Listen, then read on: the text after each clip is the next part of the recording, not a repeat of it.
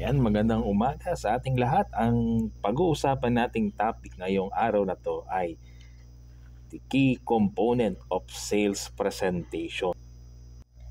Number 5, addressing objection.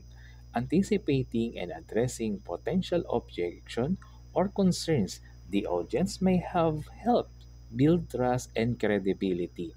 Ang pagtugon sa mga pagtutol, ang pag-aasam at pagtugon sa posibleng mga pagtutol o mga alalahanin ay maaring mayroon ang mga nanonood o ang customer ay makakatulong sa pagpapatatag ng tiwala at kredibilidad.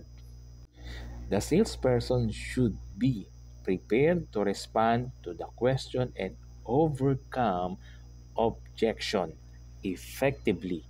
Dapat handa ang nagbebenta na tumugon sa mga tanong upang mabigyan lunas ang mga pagtutol ng epektibo.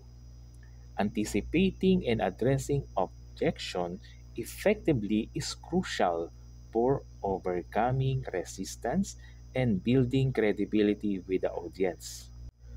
Ang pag-anticipate at pag-asa o mapangunahan at matugunan ang mga pagtutol ng epektibo ay mahalaga para sa paglampas sa paglaban at magpatatag ng pagtataguyod ng kredibilidad sa mga manonood, kliyente, customer o mamimili. Sales professionals should approach objection as opportunities to clarify misunderstanding, provide additional information, or offer alternative perspectives. Dapat na tingnan at pahalagahan ng mga profesional na tagapagbenta, tendera o tendero ang mga pagtutol ng mga kliyente at customer bilang isang mahalagang bagay at bilang pagkakataon upang linawin ang mga pagkakamali, magbigay ng karagdagang impormasyon o mag-alok ng iba't ibang magagandang perspektibo.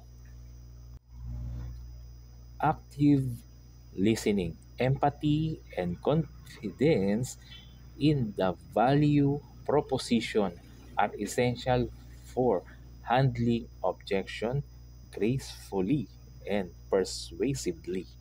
Ang aktibong pakikinig, pakikisama, pakikiramay at tiwala sa panukalang halaga ay mahalagang paraan sa pagtugon sa mga pagtutol ng magalang at nakakakumpinsing pamamaraan.